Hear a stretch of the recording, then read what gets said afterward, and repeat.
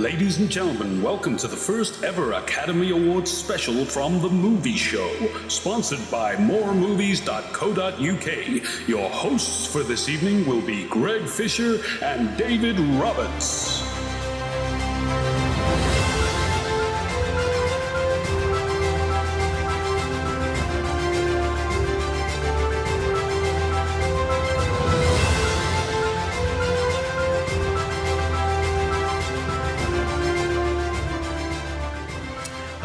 And welcome to the Academy Awards special here from The Movie Show. I'm David Roberts. I'm joined by my co-host Greg Fisher. What a special evening it is, sir. Absolutely, the Academy Awards, it comes round but once a year, and it's like the FA Cup for the movie industry. Everybody loves it. It's all the big prizes, all the best awards. You know, you just can't top the Oscars, can you?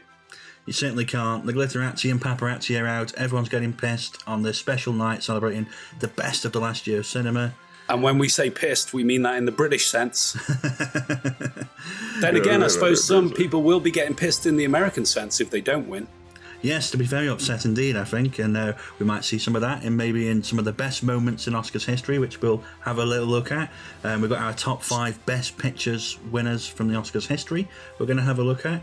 We're going to make our predictions of what's going to win this year, which will be really fun, and a little bit of Oscars history as well. So jam-packed show. That's a jam-packed show. You're absolutely right. Let's start off, like you say, with a little bit of Academy Awards history.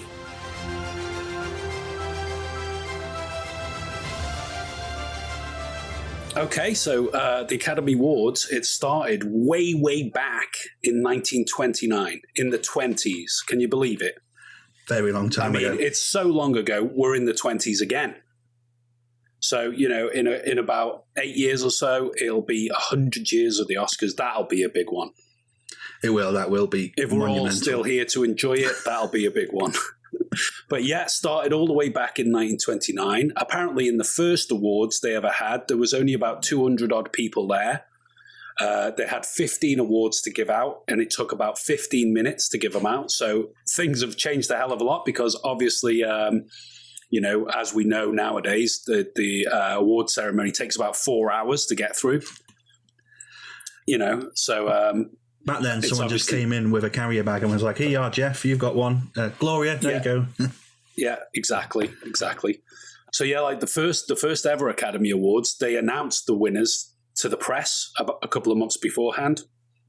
So everybody knew who was going to win. There was no surprise there. They obviously changed that for the next year, the 1930 awards, and, you know, kept it a secret to reveal on the evening. But, you know, couldn't imagine that, you know, everybody knows who's going to win. No one would bloody watch it anymore. Well, no, it'd be kind of pointless, wouldn't it? It's kind of, there's no point in doing the ceremony if everyone knows, you know. No, I mean, it started off, obviously, it was a much smaller thing. I think Douglas Fairbanks Jr. and Mary Pickford and people like that were responsible for first starting the Academy and giving out the awards each year. Obviously, now it's grown into a massive deal where it almost transcends the movie industry because it's quite a fashion event as well. Yeah. You know, you get all the dresses on the red carpet and who's going to be, you know, dressed in Versace this year, who's going to be wearing what.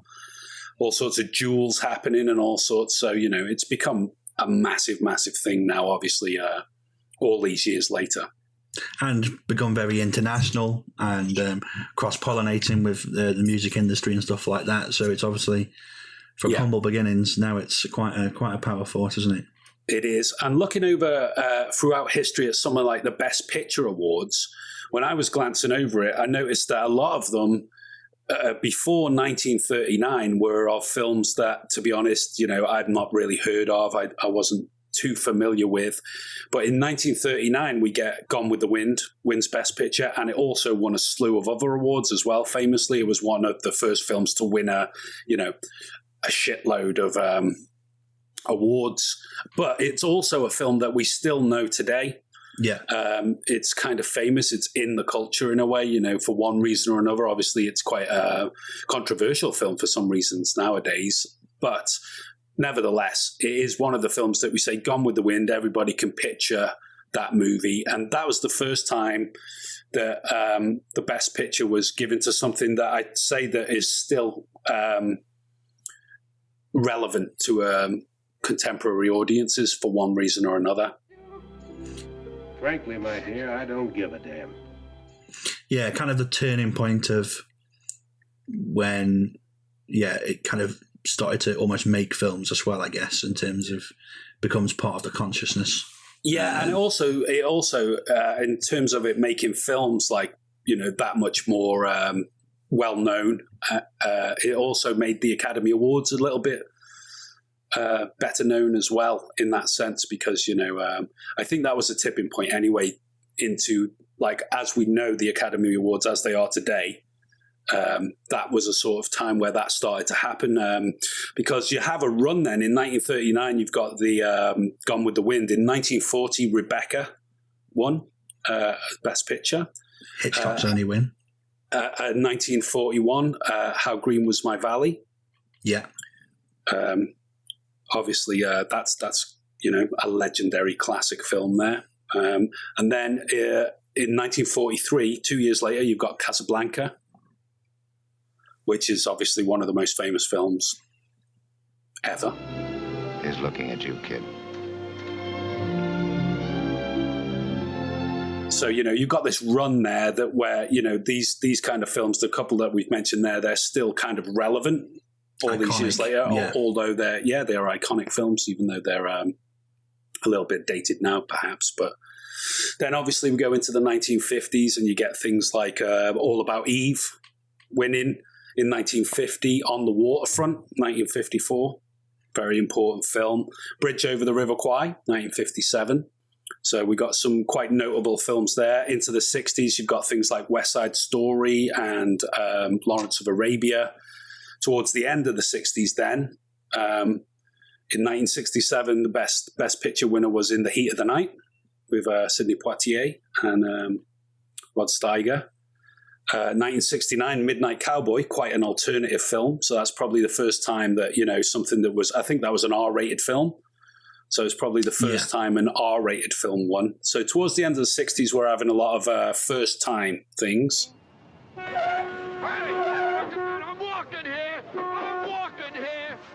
And then into the 70s, obviously, we got some famous stuff. The French Connection, 1971. The Godfather, 1972. The Sting won in 1973, Paul Newman and Robert Redford film. Then back to The Godfather with Godfather Part 2 in 1974. One of our favourite films, One Flew Over the Cuckoo's Nest in 1975, something that we've done a podcast about, one of our early favourite films podcasts, which you can listen to here on our YouTube channel. We'll put a link to that below. And then to end the 70s off, we got The Deer Hunter in 1978. Winning Best Picture. So in the 70s, a lot of alternative stuff, a lot of new Hollywood films, so to speak, were winning.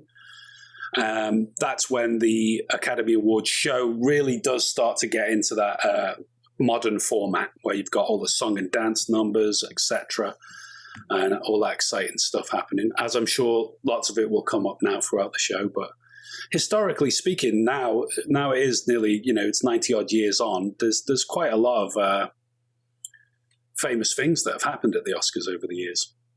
Yeah, and the Deer Hunter, talking about the Deer Hunter, I mean, that was really, is often pointed at by critics as the turning point, really, of what has now become Oscar bait. We now know that the Oscars has certain criteria, I guess, that it likes to pick for best films and best acting performances. Sure. There's certain key elements we can pick out all the time and go, they like certain things. And that was kind of the first film that really almost deliberately was created and marketed really in a way that was to get nomination. And it started what we see now in terms of films getting released at a certain time of year. They're created in such a way with certain stars to, generate Oscar nominations. Mm. Interesting. I mean, I don't think that The Deer Hunter was created with winning Oscars in mind by Michael Cimino and stuff, but I certainly accept that it probably was marketed thus. But it is quite a milestone film in terms of winning the Best Picture award because it was about a topic that America wasn't really ready to talk about yet. It was about the repercussions of the Vietnam War. And, it was one of the first films to do that. And the fact that it won as well, even though there were awards won for Coming Home, the Hal Ashby film, I think Jane Fonda won for that and John Voight won for his performance in that a few years before. And that dealt with Vietnam as well, but not quite as... it wasn't quite as on the nose as The Deer Hunter, No. in terms of that particular war. So it's quite interesting that won at that time because some people would... probably perceive it as being quite an anti-establishment film in a lot of ways because it's anti-war for a start. It's critical of the war and of what happened there. So, yeah, I mean, the Oscars certainly has that a slice of that cultural history in terms of going down the years of what's won and what's not. It's been you can use it as a kind of a litmus test in a way for what's going on at the time, Yeah, and it's interesting looking back because, of course, it's often different what the feeling is around the time, yeah, and what we perceive now, looking back in hindsight. yeah, films that were more popular in the moment or Sure. chosen in the moment that now perhaps the other films are looked on in a better light, so to speak. absolutely. So it is a kind of, it's like a moments in time captured, isn't it? Which is quite interesting. It sure is, buddy. Well, there we go. There's a little bit of a cursory glance at the history of the Academy Awards. There's going to be plenty more to come in the show because we're going to be having a look at some of our favourite picks, some of our favourite moments, as you've already mentioned, as we go along. So, yeah, there we go. There's a bit of a roundup history. Should we bring it up to date and talk about our top picks for this year? Yeah, let's bring it up to date. 93rd Academy Awards. Let's have a look at our picks. Let's dive into that one next.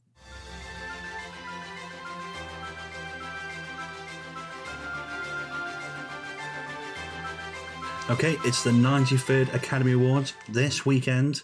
So we're going to take a little look at the big six. Best Picture, Best Director, Best Actor, Best Actress, Best Supporting Actor, Best Supporting Actress. And we're going to make our picks for what we think should win each category. And let's have a little look now, shall we? And kick Let's things do off. it. Yeah, we've made our lists. Let's have a look at them. Let's start off with Best Supporting Actress. How about that? Yeah, let's go with that. Okay, so who are the nominations in this category? So we've got Maria Bakalova for Borat's subsequent movie film, Glenn Close for Hillbilly Elegy, Olivia Colman for The Father, Amanda Seyfried for Mank, and Yoon Ye-jung for Minari. Okay, so she won the BAFTA She did for indeed. her performance in Minari, which we mentioned last week in our More Movies Weekly show. Do you think she's going to win the Oscar? I do. She's my pick. Okay. I both think it's my favourite supporting actress, and I think it will win as well. This is a strange category for me this year because there's a couple of names in there I wouldn't expect to see. I wouldn't expect to see Amanda Seyfried in there, and I wouldn't expect to see Bakalova for Borat. But they're there, fair enough, whatever. I've gone with Olivia Colman for The Father. She's won before in the Best Actress category. This is for Best Supporting Actress. Let's see if she can take this one home as well for the UK. Come on, Olivia. It was a superb performance. I did really enjoy The Father. Oh, yeah, excellent. And, yeah. It is a strange category, as you say, though. There's a few kind of anomalies, really. Well, those two in particular, I just thought, oh, really? I mean, not that they were bad or anything, but I didn't know whether they were Oscar-worthy performances.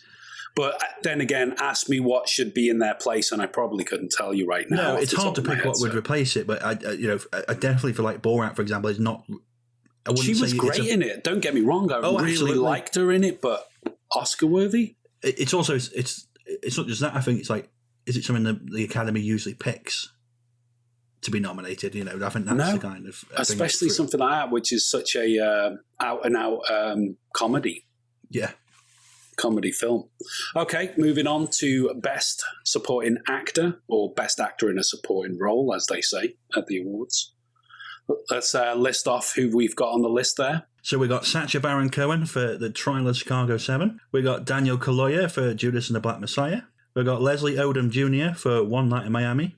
We got Paul Raci for Sound of Metal. And we've got Lakeith Stanfield for Judas and the Black Messiah. Who do you think is going to win? In my opinion, I don't know if he'll win, but who I would pick would be Lakeith Stanfield. He was excellent in Judas and the Black Messiah. Really good performance from him. He's a very strong candidate to win.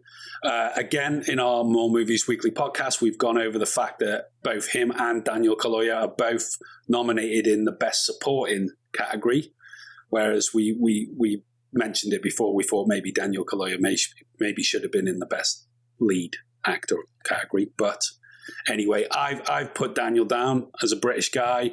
He won the BAFTA in the same category. Yeah.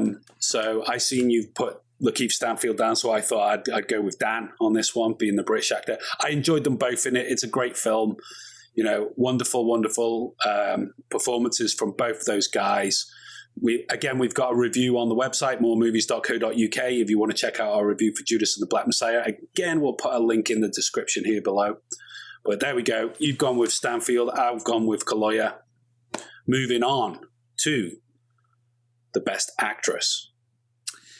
Best Actress. Oh, wow. Who we got? We got Viola Davis for Ma Rainey's Black Bottom. We got Andra Day for The United States versus Billie Holiday. We got Vanessa Kirby in Pieces of a Woman. Frances McDormand in Nomadland. And we got Carey Mulligan in Promising Young Woman. Some great performances in there. I haven't seen Pieces of a Woman yet. No. So I can't speak on that one. I have gone for Andra Day in this one for The United States versus Billie Holiday. It was a debut performance from her. So to be nominated for an Oscar in this category on a debut performance is a hell of an achievement as it stands. It's very impressive, yeah. I thought her turn as Billie Holiday was excellent. Again, we've got a review for this film, a Film in 5 review. We'll link it below if you want to check out our thoughts on this wonderful film. But I thought Andra Day, I mean, I was going to go with Viola Davis for Ma Rainey, but then once I seen United States versus Billie Holiday, I changed my mind and I thought I want Andra Day to win it because she's just so good in that. She was so bloody good in that film. She's got my money. What about yourself? Who have you gone for? Yeah, I struggled with this a bit because I thought there was some fantastic performances and it was kind of hard to differentiate, really. Yeah. So I did struggle, but I've gone for Carey Mulligan for Promising Young Woman. Another great film. Because it was a good film, and she made the film, in my opinion. The standout thing about it was her performance for me.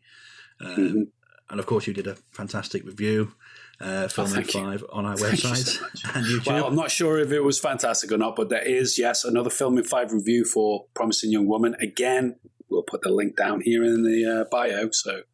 So let's move on to Best Actor. It's a hell of a lineup this year. We've got Riz Ahmed for Sound of Metal. We got Chadwick Boseman for Ma Rainey's Black Bottom, which would be a posthumous award. God rest his soul. Anthony Hopkins for The Father. Gary Oldman for Mank, and Stephen Yeun for Minari. Some standout performances there. I don't think Stephen Yeun's going to win it, God bless him. But not because it wasn't a great performance, but I don't think it was quite as standout or bombastic as some of the other performances. For example, someone like Gary Oldman playing Mankiewicz there, that is quite a memorable turn. I've gone for Chadwick Boseman. I think your original prediction that he was going to win for Ma Rainey's Black Bottom is pretty on the money, and I'm going to go with that. I'm taking your ticket because I know you've changed now. You're no longer saying him now, but I'll take that ticket and I'll go with Chad Boseman on that one. Yeah, I think if I was a betting man, if I was to pop down the bookies tomorrow and put a bet on who's going to win, I think Chadwick Boseman. Brilliant performance, really great. It's a great performance, but I think out of all of these, I did struggle because there's some fantastic performances. But ultimately, I've gone for Gary Oldman as Mank because I thought that was, although I've got problems with Mank as a film, it's still very good. And it's excellent. It's one of those films, to be honest, I want to go back to and watch a couple of times and really unpack it, and go into it more. But it's to be honest, having the time to do that, I haven't had the time yet, but it is something I intend to go back to. Because I agree with you, there's problems with it, but at the same time, they're interesting problems, and they're problems you want to unpack and look into more. But no doubt, Gary Oldman, fantastic performance. Again, another Brit. We love him. We talked about this film last year on the movie show in our 2020 retrospective. That was our film of 2020, so we kind of gave you all our thoughts on it there. So that then brings us on to Best Director. This year, we've got a couple of women nominated. Tell us who's lined up this year. Yeah, it's interesting this year, Best Director, actually. It's a fascinating lineup, really. So we've got Thomas Vinterberg for Another Round. Love that film, love Vinterberg. Which is interesting because Another Round hasn't really got any other place on the board for the big... No Mads Mikkelsen, no nothing. David Fincher for Mank. We've got Lee Isaac Chung for Minari. We've got Chloe Zhao for Nomadland. And we got Emerald Fennell for Promising Young Woman. Yeah, so we got two women there for Best Director. My money's on Chloe Zhao for Nomadland. She won the BAFTA for Best Direction. Nomadland's been very strong this year. It's tipped to win a lot of things. I think I think she's going to win it. And if not, I mean, my second choice, even though we're not really doing that officially, but my second choice would be Emerald Fennell. I'll back the two women on this one, but Chloe Zhao in the top spot for me. Yeah, I out of all of it, I think Chloe Zhao. I think deserves it, and I think it will win. It's both my pick and my bet, I guess. So Fincher wins. You know what's happening. If Fincher wins, you're going to shoot the TV as well. Order yourself a 38 snub nose special, and you too can shoot your television. Okay, brilliant. That's our Best Director. And now to round us off, Best Picture. Give us the short list, Dave. So Best Picture, this is the one that most people are most interested in, of course, always. It's the big one. It's the big one. They leave it to the end. They leave it to the end so everybody has to sit through the 4 hours to find out what's won. Teasing you to excitement. So we've got The Father, Judas and the Black Messiah, Mank, Minari, Nomadland, Promising Young Woman, Sound of Metal, and The Trial of the Chicago 7. Every time you say Sound of Metal, I think you're going to say Sound of Music. Oh, Captain, you're home!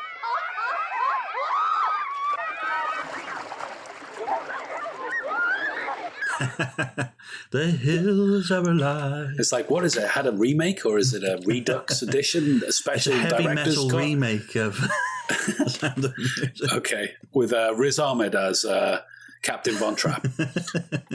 Okay, well, I went for Nomadland. Let's get that out of the way.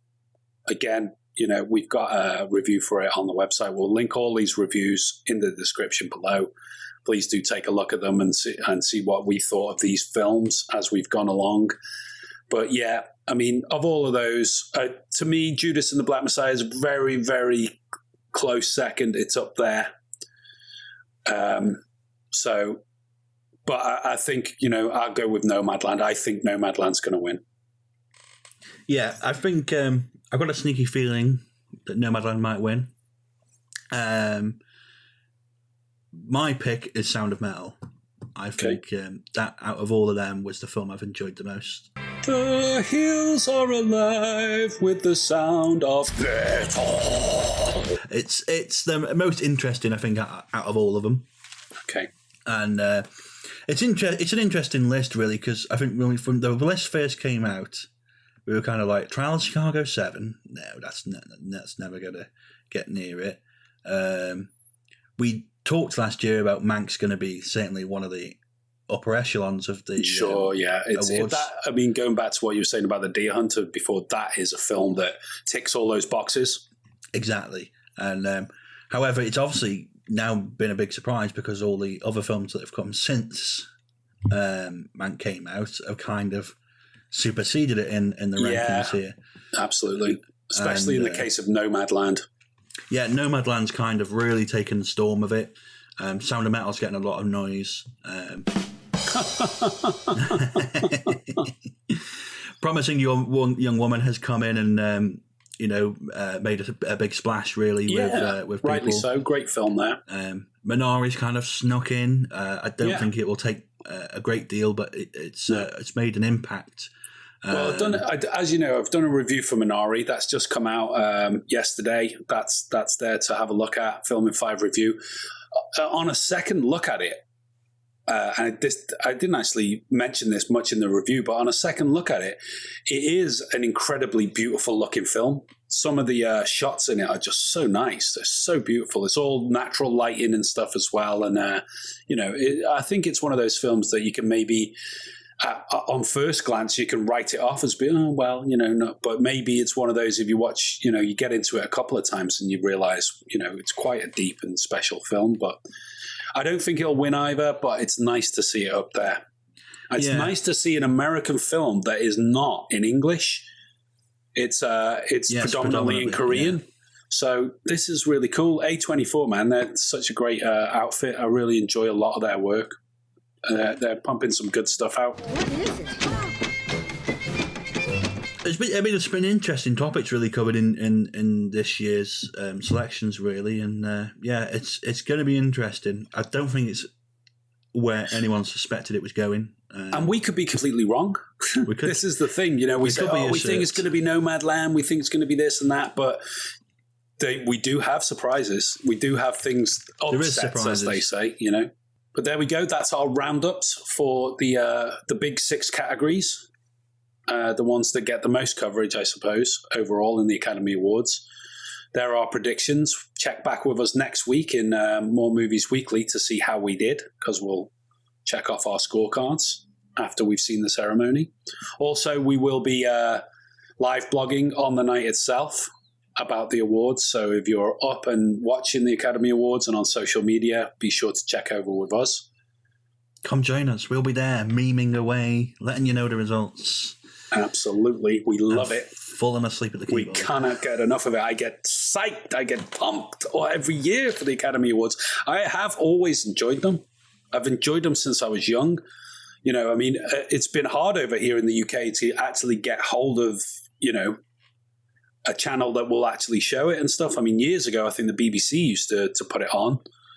And then it turned into highlights. You can see the highlights the next day, like an hour's worth or something. And then Sky's got it now, all of that. And it's like, I just want to move to Los Angeles just once a year, just to sit in someone's house and watch the Oscars, Anybody out there in LA who we know that can invite me over next year, I'll bring the popcorn. I'll bring you some gin from merry old Great Britain, some good old fashioned British gin. Well, for how late it is across here, we'll just need lots of coffee and donuts, I think. And gin. But there we go. That was our predictions. Do join us on Sunday, and it's exciting. It is exciting. It's great.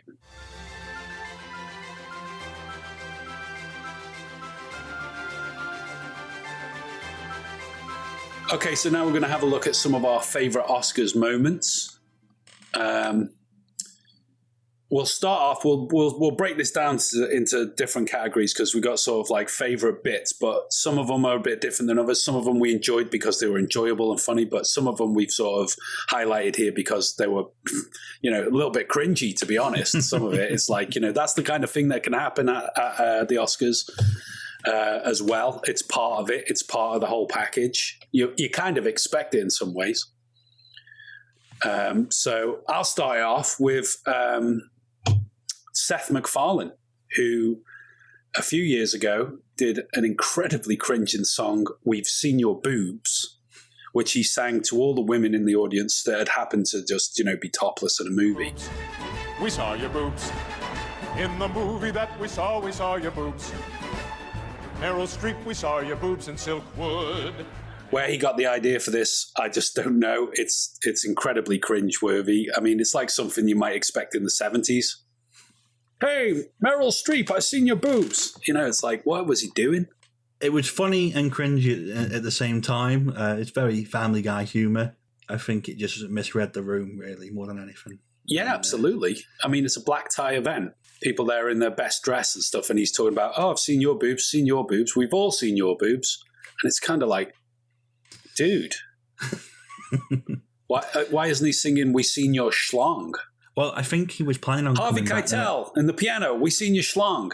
Well, talking of cringe-worthy musical performances, one of the most notorious, perhaps, Rob Lowe in 1989 introduced the show with a 50-minute musical number with producer Alan Carr, who produced the Grease movies. And not the Alan Carr we know over here, then. No, not that Alan Carr, catchy man.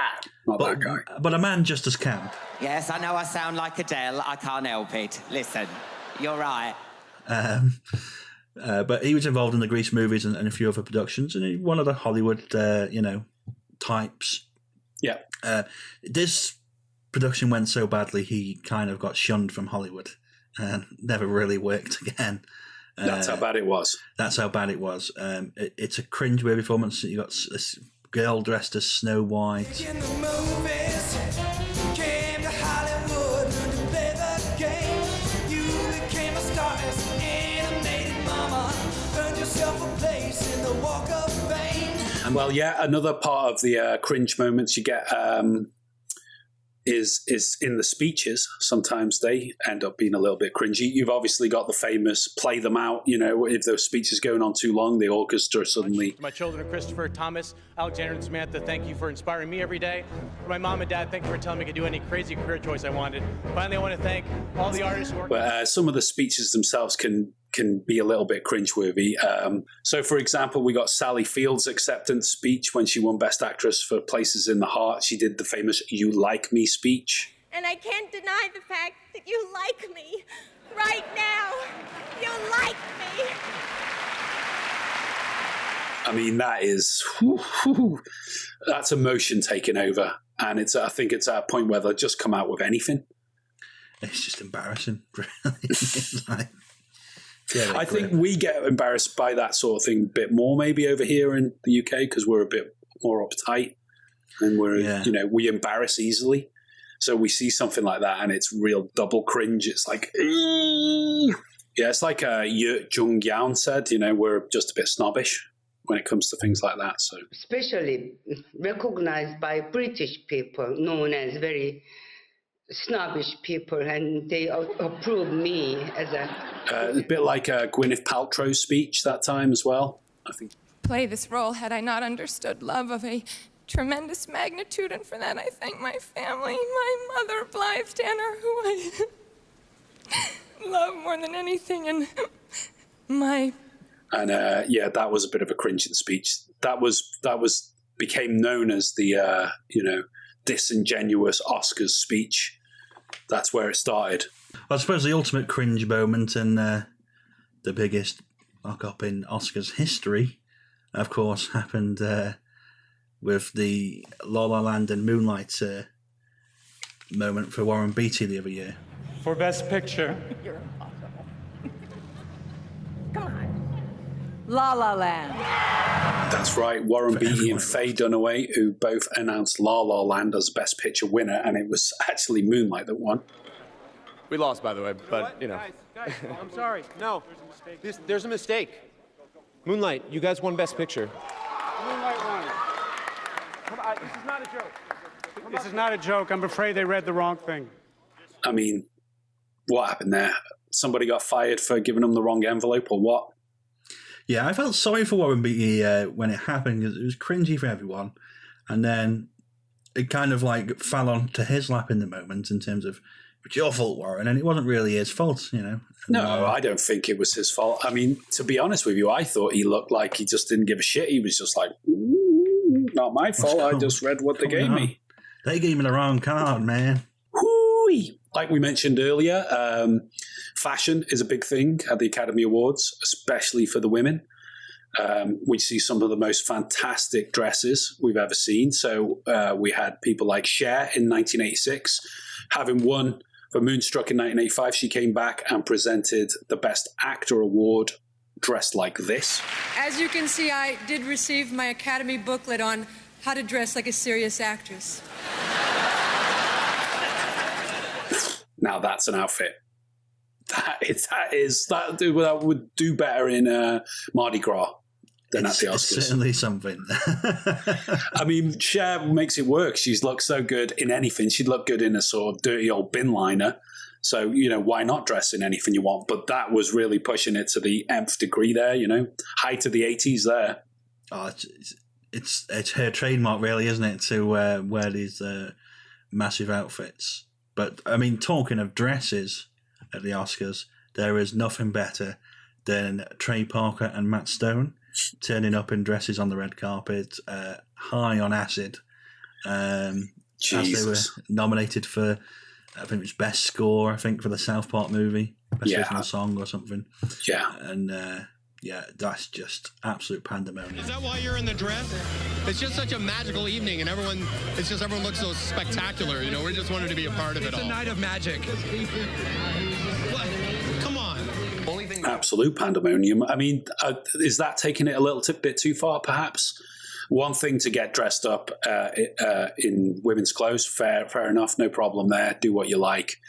But getting smashed out of your heads on LSD, they were lucky to get away with it, really, because they could have done anything. They could have done, They could have done anything. It's I don't know. It's funny though and iconic, and it kind of fits with their. They are anti-establishment. When their show is, and it's so it fits what they do, I guess. Yeah. It'd be more weird if if Tom they were Hanks just turned up straight-laced, on LSD. yeah. Tom Hanks on LSD. Imagine it. We couldn't get much higher. That would be the one you go, oh my God, what's happened? What's up with Hanks? Run, Forrest. Absolutely crazy. Yeah, you get some funny things happening. I mean, in 2007, Martin Scorsese was presented with his first Oscar for Best Director for The Departed by Francis Ford Coppola, George Lucas, and Steven Spielberg. And there was a funny little bit about who'd won an Oscar and who hadn't. Let's have a look at that. The three of us are here because we know what a great feeling it is to win an Academy Award for directing. Yeah, it was the greatest honor that I've ever received. Hey, guys, I never won an Academy Award. So why are you here? So yeah, poor George Lucas there. Although he is emperor of Hollywood in many ways, one of the most successful filmmakers of all time, never won an Academy Award. I know, and it's outrageous, really. Poor Georgie. I don't know. I mean, I don't think any of his films were Best Director stuff, really. You couldn't say, and the winner for Best Director is George Lucas for Star Wars: Revenge of the Sith. No, I don't know. Or even worse, one of the really crappy Star Wars movies. But I think, if you look at the original Star Wars that won so many awards that year, and in that year alone, it really changed the industry in such a profound way.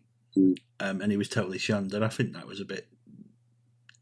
Well, he wasn't totally shunned, like you said. The film itself won a lot of awards, and at the end of the day, he is the director and the writer of that film, so he can still take some of the credit for that stuff. He can take some credit, but it was all in the technical categories, and I think it's by far and away the biggest film of the year, and one of the biggest films of the modern times. Yeah, and. But look at Spielberg. It took him a long time to win an Oscar because of the same reasons. It wasn't until Schindler's List. And at the Oscars, plenty of crazy antics take place. And one of the craziest was back in the 90s. Roberto Benigni, who had won the best foreign film, decided to celebrate by jumping up on the chess and very Italian celebration.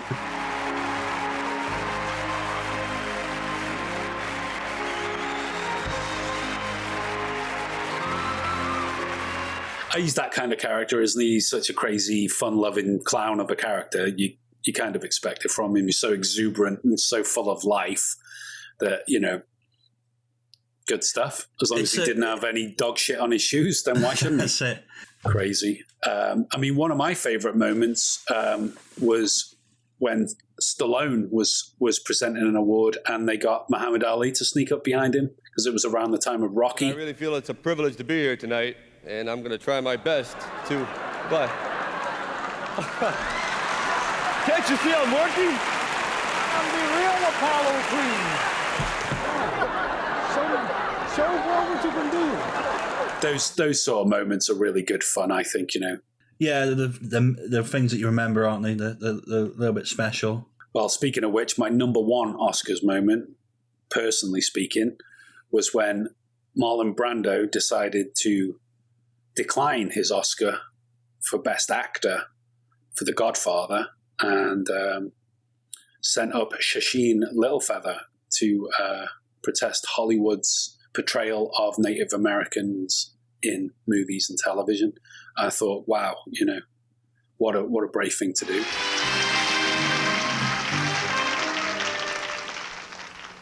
I'm representing Marlon Brando this evening, that he very regretfully cannot accept this very generous award. And the reasons for this being are the treatment of American Indians today by the film industry,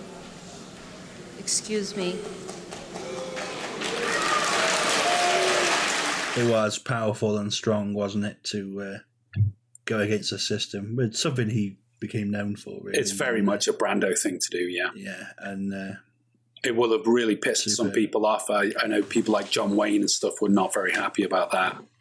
Well, of course, John Wayne wasn't happy. He was never bloody happy. It's happened over the years quite a few times where people have used the ceremony to voice their political opinions, so to speak, and sometimes that gets railed against as well.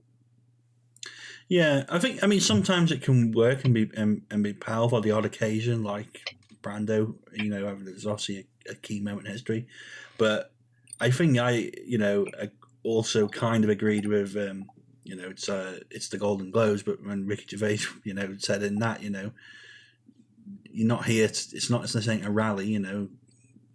To accept your award and start off.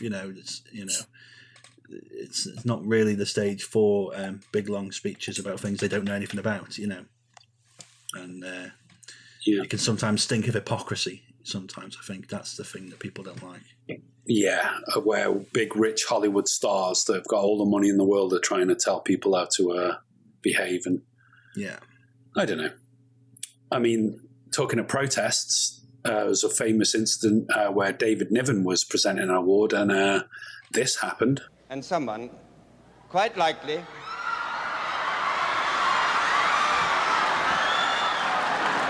fascinating to think that probably the only laugh that man will ever get in his life is by stripping off and showing his shortcomings.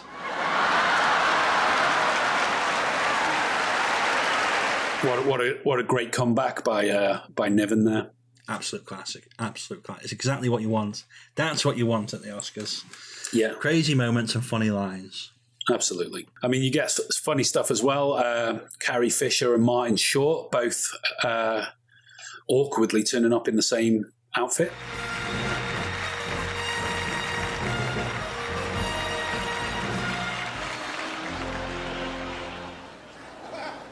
Martin, how did this happen? Carrie, I'm sorry. Obviously, that was a set piece, but good old Martin Short. What a funny guy. Hilarious. But I mean, let's see if any interesting moments happen this year. It's going to be slightly different than usual. It's not going to have all the audience and stuff that you usually expect. It's not going to be that kind of thing. But as we saw at the BAFTAs recently, funny lines can be said and funny things can happen. So that's what we watch it for. That's it. We'll wait for their memorable moments. Okay, my friend. Well, that's some of our favourite moments of the Oscars over the years. Let's have a look at our top 5 best pictures.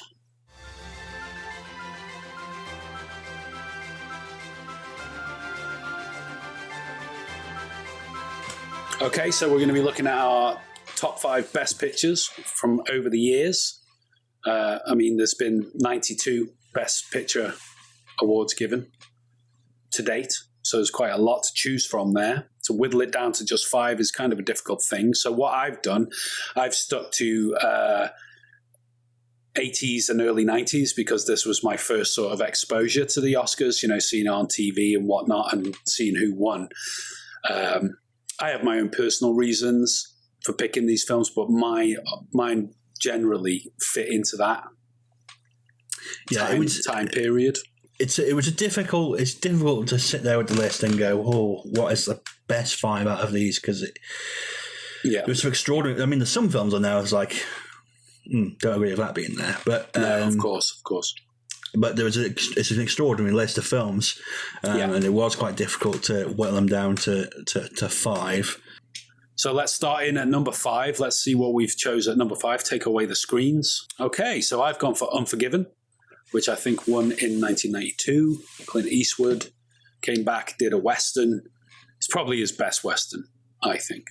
Yeah, absolutely fantastic film. I almost put it in mine. It was in there and I removed it.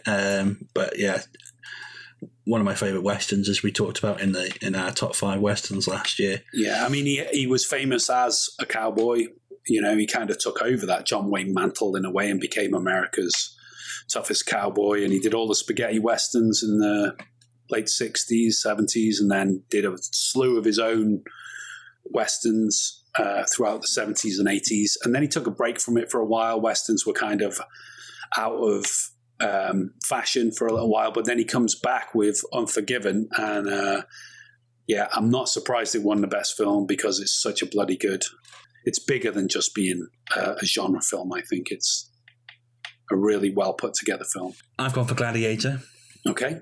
I mean, it was obvious why this won at the time when it won, because it was for the first time in a long time, a big historical epic. And traditionally back in the 50s and 60s, historical epics were complete Oscar-winning films. Ben-Hur and things like that. Stuff like that, yeah. So, but fantastic film. I think it's one of the best of those kind of things, especially in recent history. Although that's 20 years old now. Exactly. I mean, it was not long beforehand Braveheart had won Best Film.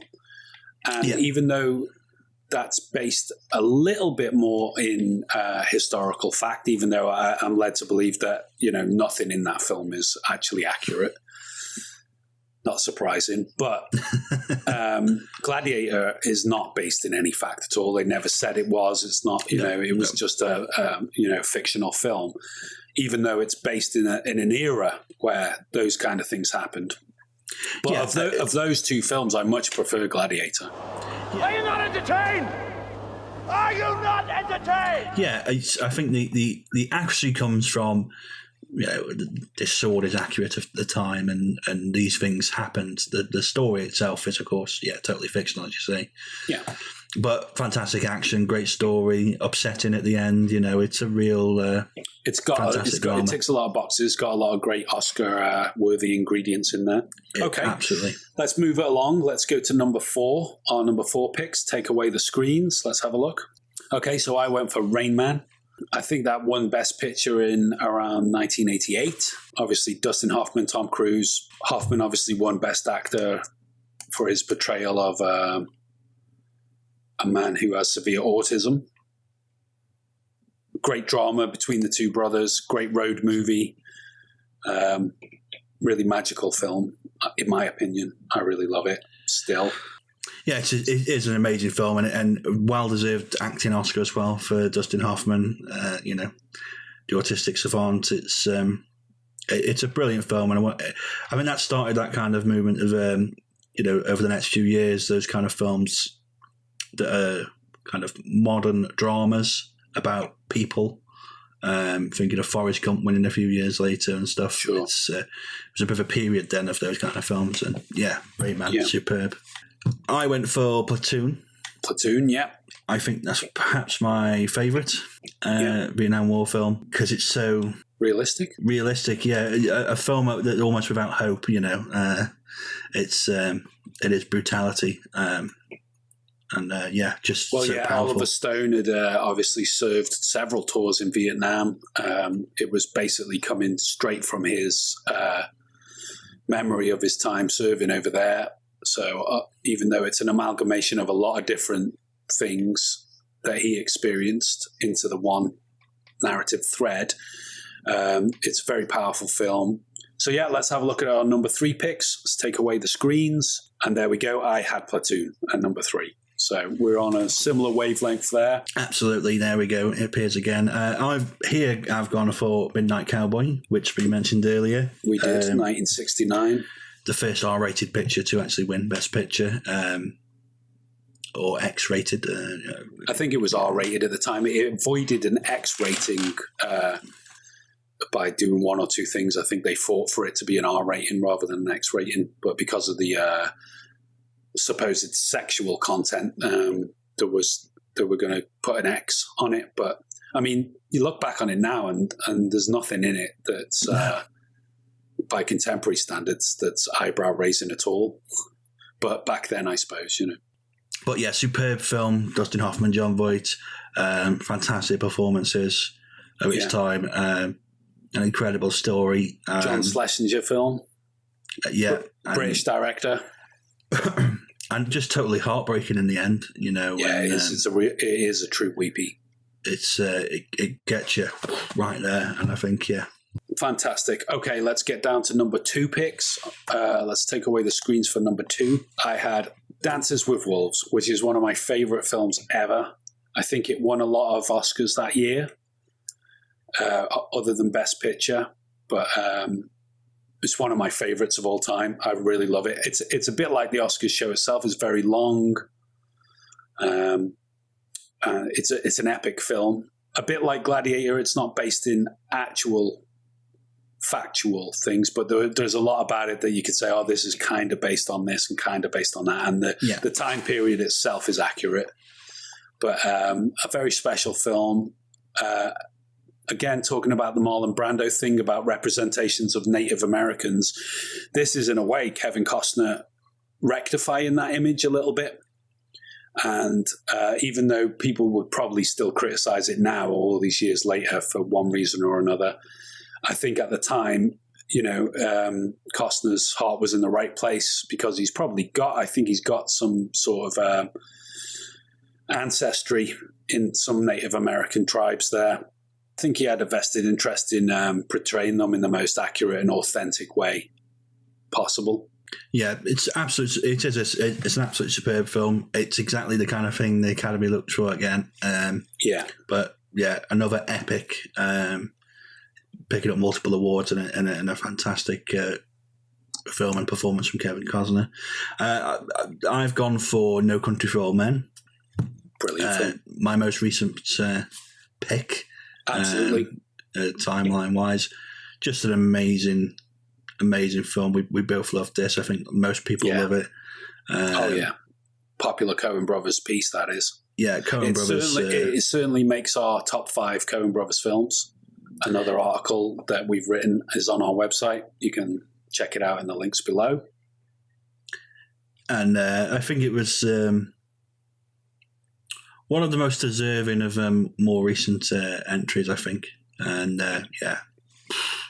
nice to see a film like that winning because it's quite, you know, it's a sort of thriller in a way. It's a drama thriller, not something you typically think the Academy would get behind as a Best Picture winner. So it's kind of nice that it won in that sense, isn't it? Certainly a more kind of populist film. This was something that I would expect more people go and watch. It's not so niche as most Best Pictures. A lot of Best Pictures end up being, and so it is more in that kind of thriller action kind of thingy, and a bit of a throwback as well because in more recent years it's been a lot of biopics and that kind of stuff that wins, and this was kind of one of the ones that stood out as they've gone for something very different and something, more kind of 60s Oscar-wise, I think. Yeah. But, An alternative film, so to speak. Certainly in terms of the Academy. Well done. Okay, so that brings us to the top spot, numero uno, number 1. Let's have a look what's behind the screens. Okay, so I've gone for one of the greatest films ever made, in my opinion. And as mentioned before, Steven Spielberg's first sort of slew of Oscars came all at once for this great, great picture based on Thomas Keneally's book, Schindler's Ark, is, of course, Schindler's List. I mean, what can you say? It's it's the ultimate Holocaust movie, I suppose. It is. It's, heart-wrenching, powerful. It's almost indescribable, I think most people, especially in this country, have seen the film and know the film. It gets shown to a lot of us at school. It's well deserving of the Oscar and the plaudits it got over the years, and a fantastic victory, for Spielberg. It's one of those that comes along. I think it's an important film. Yeah, we're just talking about No Country for Old Men. Great, fantastic movie. Really enjoy it. A lot of fun, but not what I consider to be an important film, because very few films are. Whereas Schindler's List, for me personally, I think it is an important film. It has been criticized over the years. Some people saying that Spielberg sort of made it a little bit too light in a way. I remember Terry Gilliam saying something about the Holocaust is something that had no hope in it whatsoever, and Spielberg tried to bring a little bit of hope into it. But I don't agree with that. I don't agree with Gilliam on that, because it is a story of hope, because it's about somebody that actually risked their own life and sacrificed everything that they'd made on the back of the slavery of the Jewish prisoners, and actually ended up saving a lot of them. I would say that's hopeful. That is, it shows that despite the darkest of circumstances, and that surely is the darkest thing in our history, the Holocaust, that it shows that even in those circumstances, somebody did the right thing. I mean, knockout performances from Ben Kingsley, from Ralph Fiennes, Liam Neeson as well, best performance he ever gave, in my opinion. But really, a very important film. Yeah, it is. It's absolutely, as you say, it's one of the most important films in the long, illustrious history of film. I've picked Godfather Part 2 here. Of course, both the first and second film won the Best Picture, so it could have been either one. I think the second one is the best, personally. Okay. I think iconic film, iconic performances, influenced so much after it. It's such a thrilling film, a thrilling tale. It's got everything for me. It's like it's one of those films that is like, if I was to write down all the recipe ingredients for what I like in a film and put them on a list, this is one of the films that ticks it all, Yeah. So, fair enough. It's absolute perfection to me. Yeah, well, no argument from me. I absolutely love the first two Godfather movies. If it were me, I'd go for the first one first, but I love the second one as well. It has got everything in it. I love the fact that it flashes back to the past and we see Vito's backstory, and Robert De Niro plays Vito in it. And you see his, from being a child in Sicily, and it brings it all the way up to going to America and becoming, what we know as the Godfather. But yeah, fantastic. Francis Ford Coppola, you just couldn't touch him in them days. He was the man. I don't think you ever could, to be honest. Again, you might want to check out our top 5 Francis Ford Coppola films. I know that The Godfather and The Godfather Part 2 are both in there as one of the entries. So there's another 4 there to be checked out. Again, we'll put a link into the description if you want to check that out.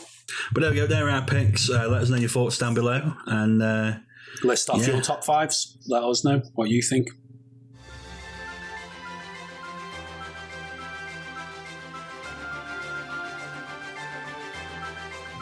Okay, and we're coming towards the end of the show now, so we're going to have a little bit of fun, and we're going to quiz Dave on his Academy Awards knowledge. Let's see if he remembers who won what, where, and when over the years.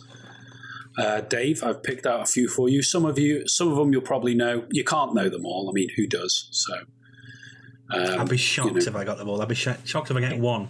I'd think you were cheating. There would be an investigation, darling. I'm telling you now. Yeah. Internal investigation into the corruption of the quiz. Yeah, the corruption of the quiz. So here we go. Let's same categories as earlier. So we're going to go with Best Supporting Actress, Best Supporting Actor, Best Actress in a Leading Role, Best Actor in a Leading Role, Best Director, and Best Picture. But they're all going to be from different years, and let's see if you can remember who won what. So we'll start off with, we'll go with Best Actress in a Supporting Role, and we're going all the way back to 1993 Academy Awards, and the shortlist is as follows. Judy Davis for Husbands and Wives, Joan Plowright for Enchanted April, Marissa Tomei for My Cousin Vinny, Vanessa Redgrave for Howard's End, and Miranda Richardson for Damage. I think it would be between two. Nail it down to one, darling. You can only have one winner. We can't split an Oscar in two. I'm going to take a guess at Vanessa Redgrave. So you think it was Vanessa Redgrave for Howard's End? Let's find out. And the Oscar goes to Marissa Tomei in My Cousin Vinny. That was the other one I was thinking, and I love that film, and she's fantastic in it. Oh, it was a 50-50 split, and you zigged when you should have zagged. Okay, so for Best Actor in a Supporting Role, we're going to turn the clocks back not too far this time. We're going to 2018 Academy Awards, and your shortlist is as follows. Willem Dafoe for The Florida Project, Woody Harrelson for 3 Billboards Outside Ebbing, Missouri, Richard Jenkins for The Shape of Water, Christopher Plummer for All the Money in the World, or Sam Rockwell for 3 Billboards Outside Ebbing, Missouri? I'm really not sure, but I'm going to go with Woody Harrelson. So let's take a look. And the Oscar goes to Sam Rockwell, 3 Billboards Outside Ebbing, Missouri. Ooh, unlucky there. It was the right film, but the wrong actor. They both got nominated for the same film in the supporting actor category. Because Frances McDormand, of course, was the lead in that film. And Sam Rockwell won it. Beat out his co-star, Woody Harrelson. What can you do about it? Nothing. I can do nothing. Okay, let's move on. Let's go with Best Actress in a Leading Role. We're going to go all the way back to 1991. A long time ago there. Before I was born. Just about before you were born. To the Academy Awards. I remember it, obviously. I wasn't there that year. I was working on another project, but I remember it. So your shortlist for Best Actress in a Leading Role is as follows. Kathy Bates for Misery, Angelica Houston for The Grifters, Julia Roberts for Pretty Woman, Meryl Streep for Postcards from the Edge, or Joanne Woodward for Mr. and Mrs. Bridge. It's between two in my head. You can only go with one. It's between Misery and Pretty Woman in my head. You only go with one. I might be mixing up with a different year, maybe, but I'm going to go and say Julia Roberts won for Pretty Woman. Okay, let's have a look. And the Oscar goes to Kathy Bates in Misery.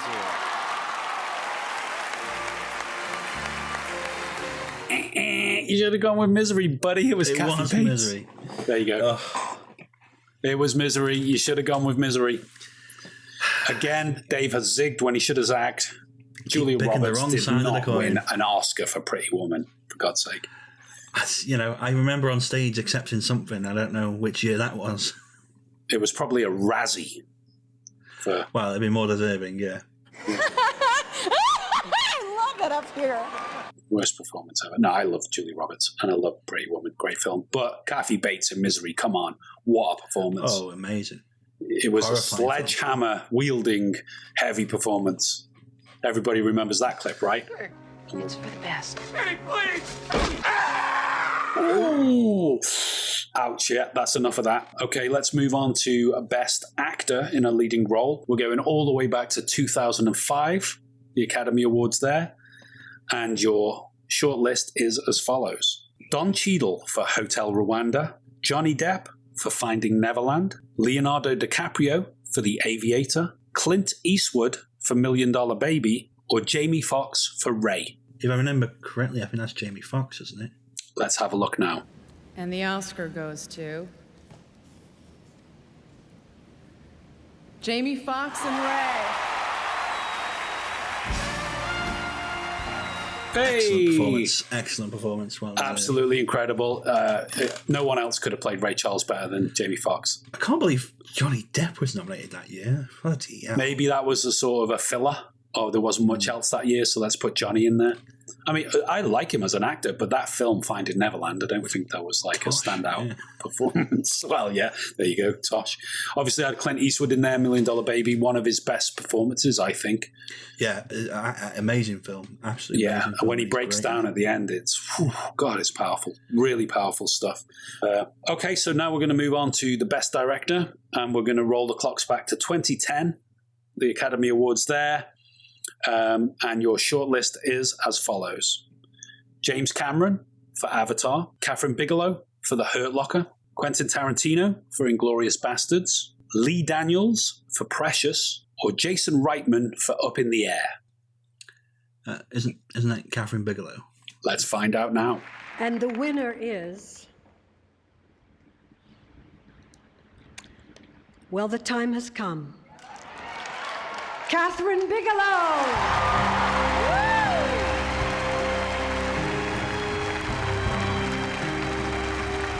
It was, of course, Catherine Bigelow. It was the first time a woman won Best Director. And that was only 11 years ago. Disgraceful. Shocking. I mean, fast forward 11 years, we've now got 2 women in the Best Director category, which is great. But it is shocking to think that the first time a woman won for Best Director was only 11 years ago. Yeah, well. So good going on, Catherine Bigelow. Yeah, massive. It was a well-deserved award. It was a great film. That's another top 5 we've done before. Catherine Bigelow's top 5 films. Check it out. Link below. She's done some good ones. The Hurt Locker was one of them, obviously. Let's move on to our final category. Of course, this is the big one of the evening. We always leave the big one to the end of the show, as is the tradition with the Academy Awards. So for Best Picture, we are rolling it back to 1992 Academy Awards. Let's see if you remember what won there. It is the year of your birth. And let's find out if you remember what won that year. Your shortlist is as follows: Beauty and the Beast, Bugsy, JFK, Prince of Tides, or The Silence of the Lambs? Presumably it's Silence of the Lambs. Let's find out now. And the Oscar goes to The Silence of the Lambs.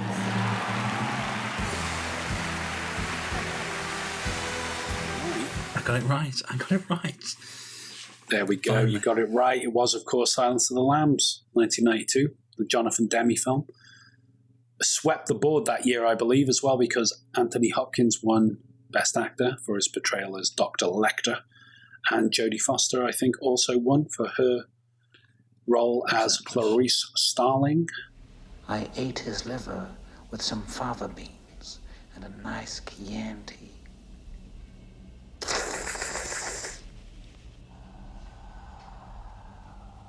Brilliant film. Brilliant film. Well deserved. All across the board. Yeah. Interesting year for nominations there, because I think Beauty and the Beast, I think that was the first animated film that was nominated for Best Picture, I think, or something like that. There we go. Another first. So, yeah, you broke even. You got 3 out of 6. That's not bad to walk home with. 3 out of 6. And I was incredibly close on 2 of them. If I had to flip the coin the other way round. Well, you only get one choice, darling. You only get one shot.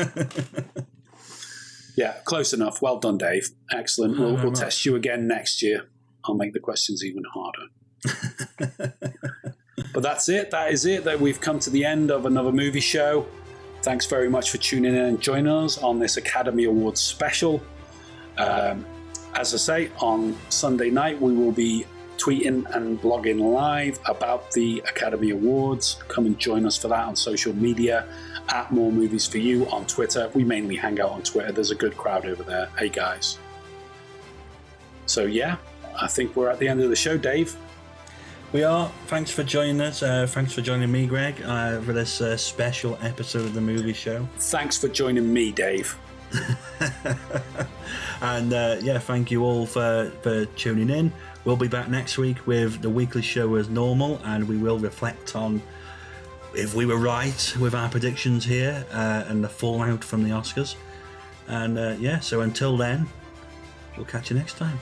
Take it easy, guys. That's it for this video. Thanks for checking it out. Please remember to like, share and subscribe, and press the bell icon for notifications. You can see more of our news, reviews and articles over on our website, moremovies.co.uk. And remember to follow us on social media, Facebook, Twitter, Instagram and TikTok at More Movies For You. Remember, if you like our content, you can support us at buymeacoffee.com, link in the description below. To check out more of our fantastic content, click one of the buttons on screen now.